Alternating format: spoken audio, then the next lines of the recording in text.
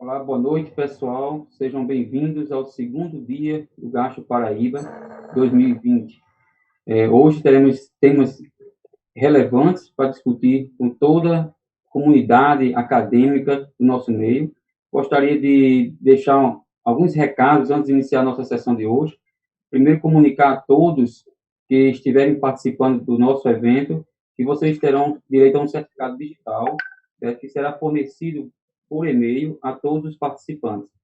Gostaria também de lembrar que na tela do nosso evento ainda existe o QR Code, né? Que nós estamos realizando uma ação de cunho solidária com a Fazenda do Sol aqui em Campina Grande, que abriga dependentes químicos, né? Há 19 anos. Então, quem puder fazer sua doação de forma voluntária, o QR Code se encontra na tela do programa da plataforma, tá certo? Bom, para iniciar a nossa sessão de hoje, antes de iniciar também, gostaria de agradecer a todos os participantes de ontem, né? Estamos com uma plateia bastante diversificada, né? De norte a sul do país, isso nos deixa bastante feliz. O Gasto Paraíba está sendo visto em todo o Brasil, em todas as regiões. Então, gostaria de passar a palavra agora, neste momento, para abrir a sessão do dia, para o doutor Marcelo Germóbio, que é o nosso atual coordenador do Núcleo de Pâncreas da Paraíba, né? E ele vai abrir a sessão. Deixo com você, Marcelo Germóbio, a atividade de hoje para você.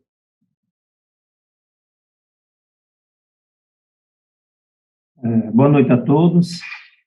Gostaria inicialmente de agradecer à Sociedade de Gastroenterologia da Paraíba, a pessoa do seu presidente, o Dr. Basílio, o convite para presidir esse segundo dia de palestras do Gastro Paraíba, que alcança esse ano sua 8ª edição, agora num formato digital, em face da situação delicada que passa o nosso país e todo o resto do mundo no momento atual.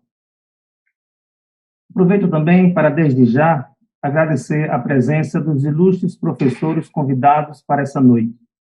A doutora Mayra Mazinotto, de São Paulo, doutor Raimundo Paraná, da Bahia, e o doutor Gustavo Quadros, também de São Paulo. Assim como os nossos debatedores convidados, doutor Marcelo Vicente, doutor José Imar e o doutor Fernando Jorge, ambos aqui do nosso estado da Paraíba.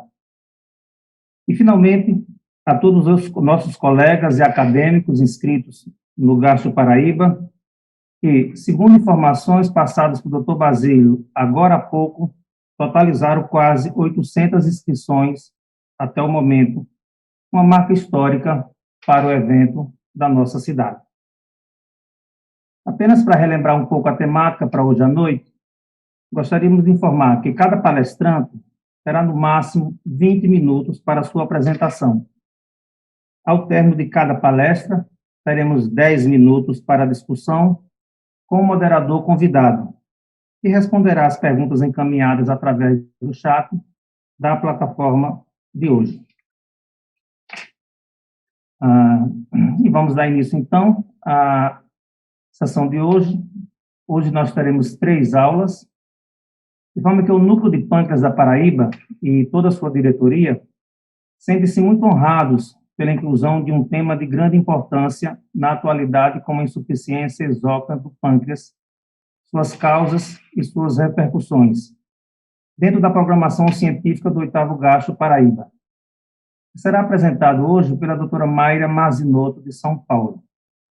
A doutora Mayra é médica gastroenterologista, formada pela Faculdade de Medicina da Universidade de São Paulo, e ela é a coordenadora do grupo de pâncreas da divisão de gastroenterologia clínica do Hospital das Clínicas da Faculdade de Medicina da Universidade de São Paulo.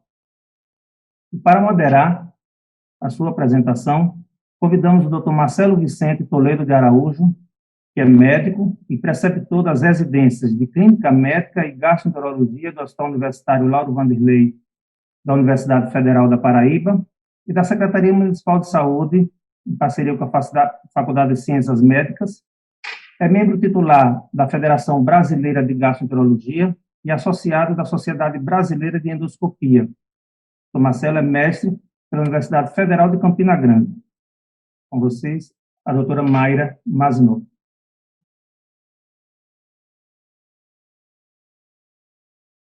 Bom, boa noite a todos. Boa noite. Eu gostaria muito de agradecer o convite feito pelo Dr. Basílio, pelo Dr. Marcelo, para ministrar essa aula. Gostaria de parabenizar toda a organização do Gastro Paraíba desse ano, está sendo muito bem organizado e com temas muito relevantes, né? Me coube falar um tema que eu estudo bastante, que é a insuficiência exócrina pancreática, né? Tanto causas quanto repercussões desse problema que muitas vezes é subdiagnosticado. Só um minutinho. Vamos lá. Aqui meus conflitos de interesse para essa aula. Primeiro, vamos começar com uma definição, né? O que é a insuficiência do pâncreas? A insuficiência exócrina do pâncreas, ela é definida quando há uma diminuição da atividade das enzimas pancreáticas na luz intestinal, né? Abaixo de um valor mínimo para manutenção de um processo de digestão normal. Então, essa é a definição da insuficiência exócrina. E nós temos que lembrar que a insuficiência exócrina ela está presente em causas ditas pancreáticas e as causas extrapancreáticas, que a gente vai detalhar um pouco mais. A maioria de nós já conhece as possíveis causas pancreáticas da insuficiência pancreática, né? Então, um paciente que tem uma doença própria do pâncreas, como uma pancreatite crônica, como uma fibrose cística, cursa com insuficiência pancreática, é meio esperado esse curso, né? Eventualmente, paciente que tem uma pancreatite aguda mais grave, com necrose de mais de 50% do parênquima pancreático, pode evoluir no pós-pancreatite com uma insuficiência exócrina, né? Pacientes que são submetidos a cirurgias de ressecções pancreáticas por inúmeros motivos, o mais comum é ressecção por neoplasia ou suspeita de neoplasia, né? Também pode cursar com insuficiência, especialmente se a ressecção for de cabeça de pâncreas, né? Os pacientes não submetidos a cirurgias, mas com tumores que obstruem o ducto pancreático, né? Então impedem que as enzimas possam sair da glândula para ter a sua função preservada, também é uma possível causa de insuficiência, qualquer outra causa de obstrução ductal. Então, eventualmente, o paciente não tem uma neoplasia, mas ele pode ter um cisto, muitas vezes cistos benignos, como cistoadenoma seroso, que obstrui a saída ductal. Então, isso também é causa de insuficiência pancreática. E algumas doenças mais raras, como hemocromatose, por exemplo, e o próprio processo de envelhecimento. Ainda não se sabe muito sobre a insuficiência pancreática do idoso, porém sabe-se que muitas vezes a glândula é lentamente substituída, principalmente por gordura, né? Então, a esteatose pancreática, que em muitas situações não tem tanta repercussão clínica, mas parece que no idoso talvez curse com uma hipofunção do órgão. E como eu falei, existem as causas extrapancreáticas, né? Então, nem tudo da insuficiência exócrina do pâncreas vem do pâncreas, né? Existem doenças como a doença celíaca, por exemplo, especialmente nas suas fases mais avançadas, né? Então, um MASH acima de MASH 3, por exemplo, cursa com uma atrofia tão intensa de vilosidades que pode causar uma hipofunção do pâncreas como consequência da baixa estimulação pancreática. Da mesma forma, cirurgias que modificam a anatomia do trato abdominal superior, como as gastrectomias, as duodenopancreatectomias e até as cirurgias bariátricas que não ressecam nada, mas muitas vezes desviam o trânsito, né? Existem alguns relatos de insuficiências pancreáticas associadas a doenças inflamatórias, né? Então, mais doença de Crohn do que retocolite, especialmente doença de Crohn de trato gastrointestinal alto. Parasitoses, né? Parasitoses como giardíase, estrongiloidíase, muito embora seja um processo temporário, podem cursar com insuficiência pancreática. E as situações de hiperacidez, né? Então, a síndrome de Zollinger-Ellison são os gastrinomas, podem inativar as enzimas pancreáticas, por mais que o pâncreas esteja funcionalmente bem, essas enzimas elas acabam sendo inativadas de uma forma mais intensa. E eu coloquei aqui no meio, entre causas pancreáticas e extrapancreáticas, o diabetes mellitus.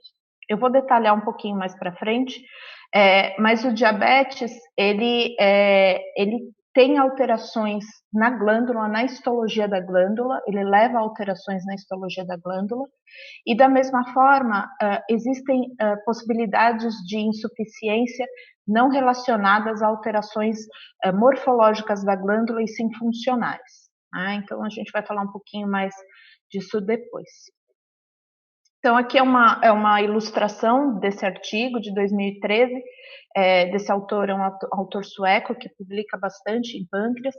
Na verdade, acho meio ilustrativo a forma como você pode ver que existem doenças do pâncreas que podem levar a uma menor produção de enzimas, menor produção de suco pancreático, né, como as pancreatites crônicas, a fibrose cística, as próprias obstruções ductais aqui por uma neoplasia, por exemplo. Existem as causas duodenais, né, então as doenças celíacas, as parasitoses que eu citei, né, e existem as alterações anatômicas e iatrogênicas, né, na verdade, por exemplo, aqui, pós uma gastrectomia, por exemplo, nesse caso, né, em que, na verdade, você tem a mistura do conteúdo gastrojejunal aqui com a alça, né, com as enzimas pancreáticas, vai se dar numa fase mais tardia, e aí você vai perder muito tempo, muito período de absorção aí dos nutrientes, né? Então isso se chama uma sincronia pós-cibital, que também é uma das causas de insuficiência pancreática nos pacientes operados. Então, aqui eu trouxe para vocês, não queria trazer, assim, a pancreatite crônica, né, que são causas muito mais faladas e que nós sabemos com mais facilidade que podem levar à insuficiência pancreática. Eu gostaria de trazer causas menos faladas, menos prováveis, né? Uma das causas são as cirurgias que modificam o trânsito no abdômen superior, né? Então, você sabe que a insuficiência pancreática exócrina está presente em até 80% dos pacientes que são gastrectomizados. E isso já está bem estabelecido, né? Por quê? Porque esse paciente, por mais que você mantenha o duodeno, você não resseque o duodeno, você não mexa na anatomia pancreática, você acaba fazendo uma anastomose esôfago-jejunal ou gastrojejunal, e isso faz com que o alimento, o quimo, entre em contato com as enzimas de uma forma muito tardia, né? Então, mesmo os gastrectomizados parciais também podem cursar com insuficiência pancreática, né? A gente sabe que pós-duodeno-pancreatectomias são as maiores causas, né, de insuficiência pancreática pós-cirúrgica, né? Então, no geral, você não precisa de nenhum exame comprovando essa insuficiência pancreática, você já estaria autorizado a tratar esse paciente, né? E existem relatos até de insuficiência pancreática pós-esofagectomia. Não se sabe exatamente o mecanismo fisiopatológico dessa alteração, talvez tenha a ver com a denervação do pâncreas pós-cirúrgica, mas nesse estudo, 16% dos pacientes esofagectomizados cursaram com algum grau de insuficiência pancreática, né? Essa imagem que eu coloco aqui são das possíveis cirurgias bariátricas realizadas, né? Hoje em dia, as mais frequentemente realizadas são bypass, tá aqui, né? O bypass gastrojejunal, né? E a gastrectomia vertical.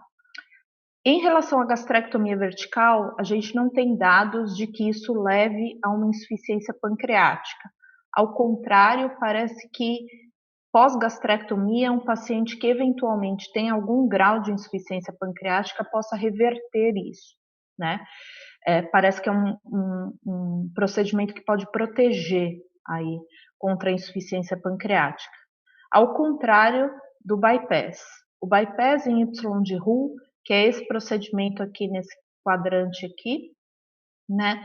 Ele coloca o quimo direto numa alça de Delgado, que é essa alça aqui, e a secreção bile-pancreática ela só vai se misturar a esse quimo aqui na frente, né? Então você perde toda a estimulação feita pelo duodeno, né? Você desvia esse trânsito do duodeno e você perde a estimulação hormonal decorrente da passagem do alimento pelo duodeno, né? Então a gente tem visto cada vez mais insuficiências pancreáticas associada a um procedimento de bypass em Y de Roux, que é uma cirurgia efetiva para perda de peso, porém a gente não intenciona de que o paciente fique com algum grau de desnutrição. E como eu falei para vocês, eu ia comentar mais sobre a insuficiência pancreática pelo diabetes, né? Então, quando eu falo do diabetes, eu tenho que classificar. Primeiro, eu estou falando de qual diabetes, né? Existe o diabetes, que é o diabetes pancreatogênico. É o diabetes da destruição das ilhotas pancreáticas por uma pancreatite crônica, por exemplo. Esse diabetes é chamado de diabetes 3C, é uma subclassificação, né? E nesses casos de diabetes 3C, quase que 100% dos pacientes vão ter insuficiência pancreática, visto que se trata de um processo patológico do pâncreas, né? Mas o que se sabe é que mesmo nos diabéticos tipo 1 e tipo 2, você tem grau sim de insuficiência pancreática associada ao diabetes por diversos mecanismos. A fisiopatologia é um pouco complexa, né? O que se sabe hoje, que eu tentei colocar, esse é um artigo que saiu esse ano, bem interessante, né, sobre insuficiência pancreática nos diabéticos tipo 1 e tipo 2. Então, quais são os mecanismos pelo qual isso acontece, né? O que se sabe é que a insulina liberada pelas ilhotas, né, pela célula beta, ela tem uma ação parácrina no parênquima mesócrino, né? Então, ela age assim nas redondezas ali da região, estimulando as células exócrinas, né? Então, quanto menos insulina é liberada, menos há essa estimulação, esse trofismo aí pelas células exócrinas, né? Principalmente os diabéticos tipo 1, você observa um aumento da infiltração de linfócitos, um processo inflamatório mesmo no parênquima mesócrino do pâncreas. Um diabetes de longa data pode cursar com microangiopatia, com neuropatia, né, que é uma das formas desse pâncreas funcionar através do estímulo neural, né? E da mesma forma que eu falei sobre o envelhecimento, nos diabéticos, assim como você tem um aumento da deposição lipídica no fígado, você tem também um aumento da deposição lipídica no pâncreas, né? E um aumento da atividade de fibroblastos como consequência disso. Então, o que se sabe é que nos diabéticos tipo 3C, que é o diabetes pancreatogênico, quase que 100%, 98%, 99% deles vão ter insuficiência exócrina, mas dos diabéticos tipo 1, isso pós 15 anos de doença, nós temos uma prevalência aí de quase 40% de insuficiência exócrina. E os diabéticos tipo 2, quase 30%. Tá? Então, o que eu gostaria de colocar é que diabetes é sim fator de risco para insuficiência exócrina, né? E nos cabe, como gastroenterologistas, pensar nisso, lembrar disso, visto que a população de diabéticos é uma doença extremamente prevalente, né? Alguns estudos ainda correlacionaram essa duração do diabetes com o risco de insuficiência exócrina, né? E da mesma forma, nos diabéticos tipo 2, a partir do momento que você diagnostica a insuficiência exócrina e inicia a reposição enzimática, parece que há uma melhora do controle glicêmico nesses casos. Isso não foi observado nos diabéticos tipo 1, apenas nos tipo 2. Então, agora falando para vocês sobre o quadro clínico da insuficiência exócrina, Claro que todos nós sabemos que o quadro clínico daquele paciente desnutrido, com esteatorreia, com muita perda de peso importante, uma desnutrição importante, esse quadro escarrado, ele é tardio.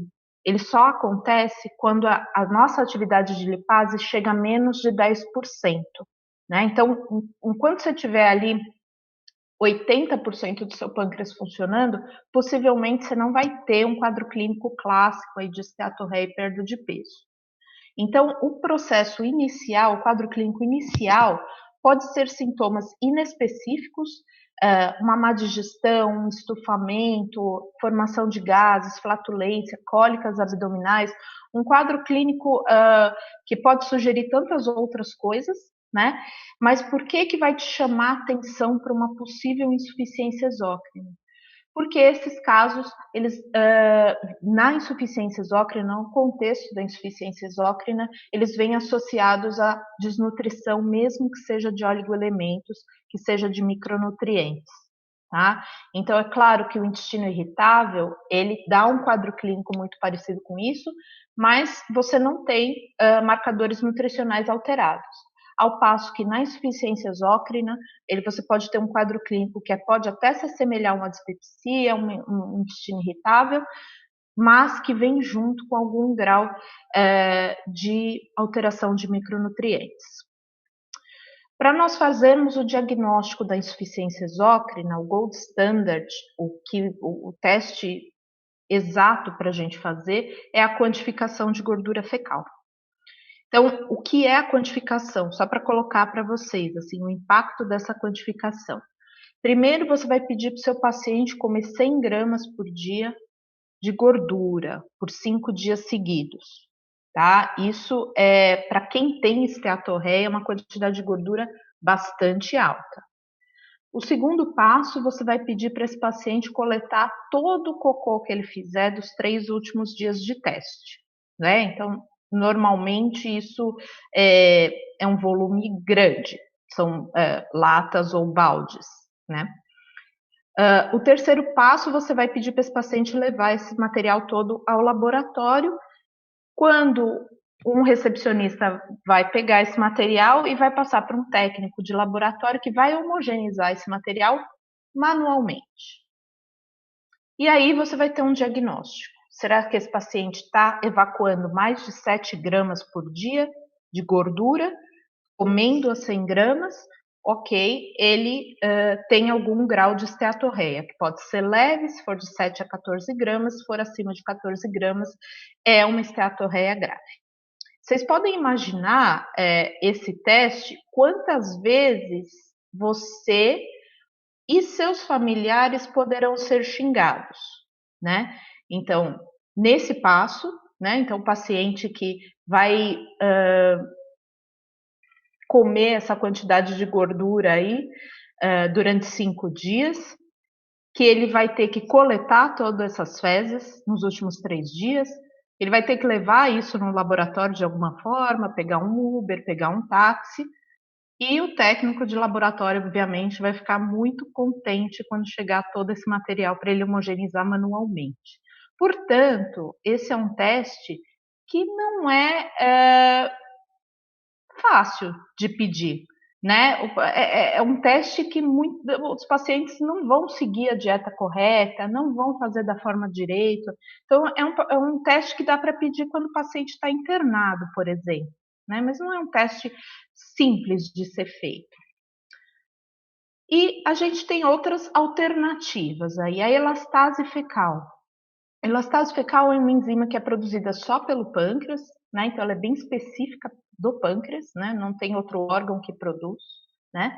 E ela é pouco degradada no trânsito intestinal, então ela passa por todo o delgado, pelo cólon, e você recupera ela quase intacta aí nas fezes, né? Então os valores abaixo de 200 microgramas por grama de fezes poderia ser indicativo de algum grau de insuficiência. A especificidade é alta da elastase, visto que é uma enzima que é só produzida no pâncreas, mas em pacientes com diarreia ou com supercrescimento bacteriano, pode fazer com que essa elastase venha mais baixa, a especificidade baixa. E da mesma forma, pacientes com insuficiência leve, que no geral são os mais difíceis de diagnóstico, né, que a gente tem maior dificuldade de diagnosticar, ela tem uma sensibilidade muito baixa. Então, ela não serve muito bem para diagnósticos de insuficiências precoces, que é justamente quando você tem mais dúvidas aí das possibilidades de ser uma insuficiência pancreática mesmo. Então, para fazer o diagnóstico de insuficiência pancreática, o que a gente leva em consideração? Primeiro, esse paciente tem algum sintoma de má digestão, de flatulência, de cólica abdominal e tem fator de risco para ter insuficiência pancreática? Ele é etilista, ele é tabagista, ele foi submetido a alguma cirurgia de desvio de trânsito ou ressecção de trato alto, gastrointestinal alto, ele é diabético, ele tem alguma patologia como um câncer pancreático, que por si só dá insuficiência pancreática, ou um IPMN de ducto principal, ele é celíaco, ele tem doença inflamatória, ele tem alguma coisa que vai me atrair para esse diagnóstico? Então, nesses casos, eu solicito uma avaliação nutricional. Então, essa interface nossa com uma nutricionista boa, bem ciente aí das nossas questões, acho muito importante, de muita valia, tá? Então, avaliação nutricional com pregas cutâneas, bioimpedância, IMC e parâmetros laboratoriais. Então, é um paciente que tem algum grau de desnutrição, que tem déficit de vitaminas, principalmente lipossolúveis, de pré-albumina, de oligoelementos como magnésio, zinco, ou é um paciente também com uma densitometria óssea alterada, né, mostrando aí uma osteopenia, uma osteoporose. Então, se o paciente tem fator de risco, tem sintoma digestivo e tem alteração nutricional, o diagnóstico de insuficiência pancreática se torna provável, né? Quais são as consequências? Então, por que eu preciso diagnosticar a insuficiência pancreática? Porque esse paciente vai ter problemas de maior morbimortalidade, principalmente se for passar por algum procedimento cirúrgico, né? É um paciente que cronicamente vai ficar com carência de micronutrientes, pode ter fratura por osteopenia, osteoporose, tem sintomas gastrointestinais, mesmo que inespecífico, de cólica, de flatulência, de diarreia, né? E, sabidamente, é uma causa de aumento de mortalidade, especialmente de causas cardiovasculares. Né? Então, são pacientes que vão ter uma morbimortalidade maior aí, cronicamente. O tratamento da insuficiência pancreática não tem grandes mudanças nos últimos anos. Idealmente, você pede para o paciente fazer refeições fracionadas, hiperproteicas, né, visto que se trata de um paciente com baixa aí digestão, né, com menos digestão, menos absorção, né, de nutrientes, e normolipídica, tá? Então, a gente não diminui o conteúdo de lipídio da dieta. Você pode repor micronutrientes a depender do que estiver faltando, né? Então, vitaminas lipossolúveis como A, D, K, vitamina E, vitamina B12, que tem uma prevalência aí alta de deficiência nas pancreatopatias, na insuficiência pancreática, né? Ferro. E a dose recomendada para reposição é de 40 a 50 mil unidades de lipase por refeição, que dá mais ou menos de 8 a 10% do quanto o nosso pâncreas 100% suficiente produz, né? E normalmente metade dessa dose nos lanches, né? Nas neoplasias e nas doenças pós-operatório, no pós-operatório, principalmente no pós-operatório recente, a gente está recomendando, isso é uma recomendação mais recente, uma dose maior de 75 mil unidades de lipase nas principais refeições e 50 mil unidades nos lanches. Então, para terminar, as mensagens que eu gostaria de deixar é que a insuficiência pancreática ela é uma importante causa de malabsorção, que ela deve ser considerada nesses pacientes que têm sintomas inespecíficos de má digestão, mas que têm fator de risco para ter insuficiência pancreática. O diagnóstico nem sempre é simples, né? Ele tem que ser embasado em quadro clínico, em fator de risco, e muitas vezes nesses testes indiretos aí de função pancreática, como é o caso da elastase. Lembrar que a insuficiência pancreática causa esses déficits crônicos nutricionais e traz aumento de morbimortalidade para esses pacientes, e que o tratamento é relativamente simples, são de enzimas e de oligoelementos. Tá bom? Então, gostaria de agradecer a todos. Muito obrigada.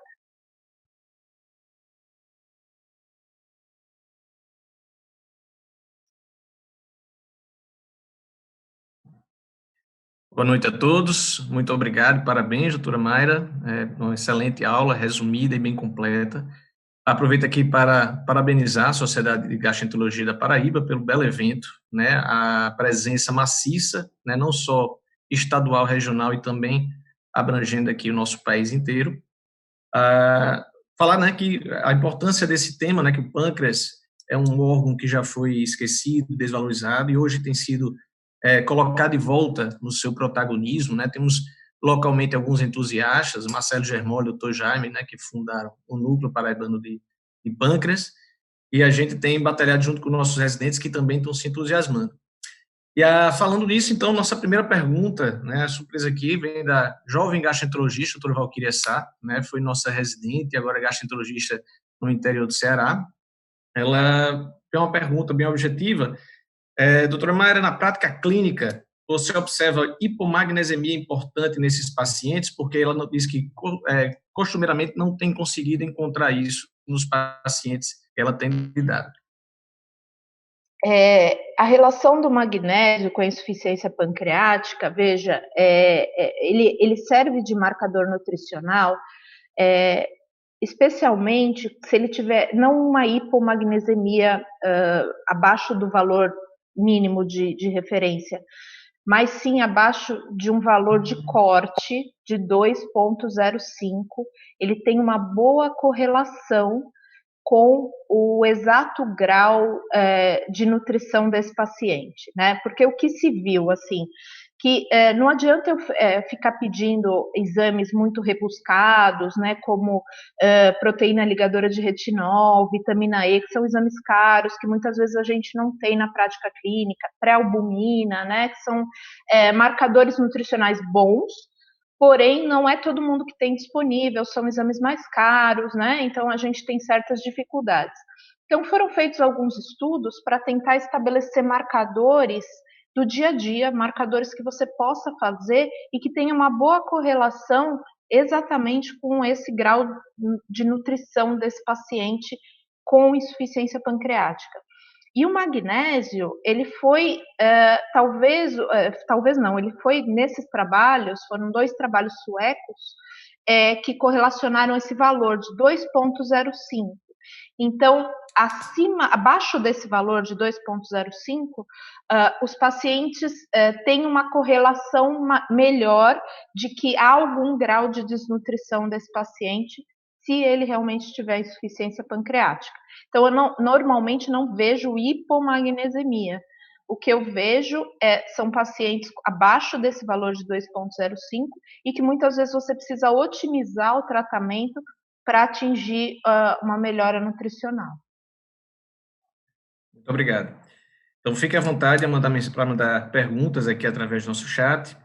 Eu vou colocando outra pergunta aqui para a doutora Mayra, né, que realmente, quando o quadro é clássico, né, com esteatorreia franca, desnutrição franca, isso é fácil de ser diagnosticado e tratado, mas a gente tem visto cada vez mais, né, a insuficiência exócrina no pâncreas como uma entidade importante, como foi falado, em morbidade e mortalidade. Citando aqui 2 condições muito comuns no consultório de pacientes clínicos, diversas especialidades, não só do gastroenterologista, né?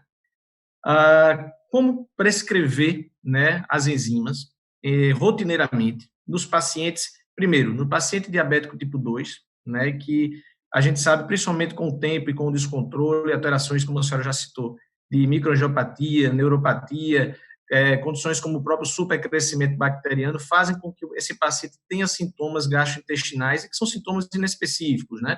Não necessariamente chegando ao grau de desnutrição e de esteatorreia, mas de desconforto, de distensão, de flatulência. como fazer esse diagnóstico e em que momento a gente introduziria? A segunda pergunta, também colocada aqui, seria em relação aos pacientes com gastroplastias ou em pacientes gastrectomizados, principalmente os neoplásicos. Na gastrectomia total, foi citado que até 100% dos pacientes podem desenvolver insuficiência exócrina do pâncreas. Já são pacientes, principalmente, que estão numa situação de vulnerabilidade pela neoplasia, desnutridos, vale a pena iniciar empiricamente mantê-los, tamanha prevalência. E no paciente com gastroplastia, por fim, né, aquele que o objetivo da cirurgia é a perda de peso e que vai dar desnutrição, quando a gente colocaria a enzima, porque com o risco de ter o reganho e um insucesso parcial da cirurgia. Nas duas situações que você me colocou, tanto no diabético, vamos falar do diabético. O diabético, é importante a gente lembrar que a insuficiência pancreática, ela geralmente ocorre depois de pelo menos 15 anos do diabetes bem estabelecido, né? Então, raramente, claro que a gente sabe que o diabético ele vai ter muitos sintomas gastrointestinais por supercrescimento, por alteração neuropática, enfim, por alteração de motilidade, né? Então, o que eu costumo dizer é, você sabe que é um diabetes de longa data, é um diabetes provavelmente ou de um descontrole muito grande, né? É interessante fazer essa pesquisa de micronutrientes, né? Não é que a gente vai começar empiricamente, é claro que você vai pensar em outras hipóteses e fazer um tratamento adequado de supercrescimento, uma pesquisa de supercrescimento, né? Mas a relação do tratamento da insuficiência exócrina aí, se há alguma alteração nutricional nesse caso do diabetes, eu acho que é importante sim. Por quê? Porque justamente você não espera que um supercrescimento mantenha aí uma alteração nutricional tão impactante aí, né, em vigência aí do tratamento desse doente. No paciente operado, gastrectomizado, por exemplo, como você falou, por neoplasias, seja o gastrectomizado por neoplasia de estômago, o pancreatectomizado por neoplasia de pâncreas, ele tem outros motivos para desnutrir, né? Então, na minha opinião, isso é uma opinião, tá? Não tem nada em literatura sobre isso. Na minha opinião, o nosso limiar para introdução de enzima tem que ser baixo.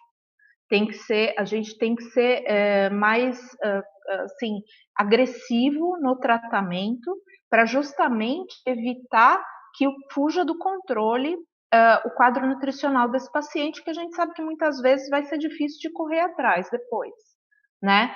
Então, ao meu ver, por mais que você fale assim, mas você vai estar estigmatizando esse paciente, ele vai ter dificuldade de conseguir as enzimas.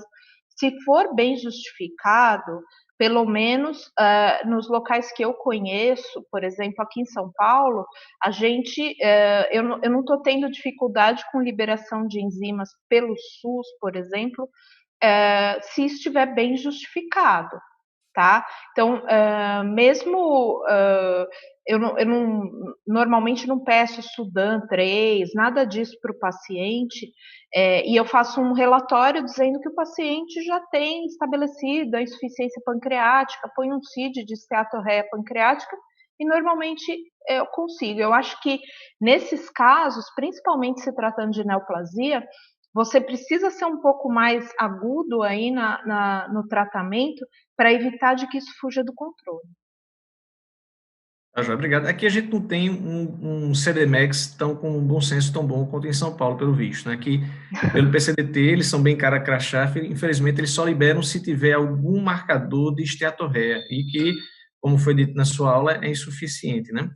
Bom, temos aqui o doutor Alexandre Buzaide, parabenizando a sua excelente palestra, doutora, e uma pergunta Obrigada. que foi sobre também supercrescimento bacteriano, da doutora Adélia, interrogando, e o supercrescimento como causa também da insuficiência exócrina do pâncreas?